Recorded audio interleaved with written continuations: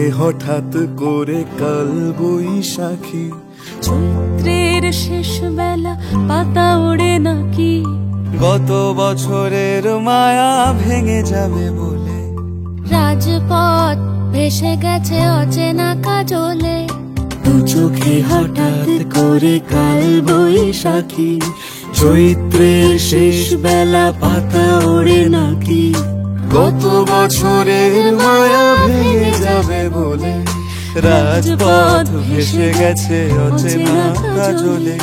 তুমিও অঝরে তাকে শুধু ভালোবেসো,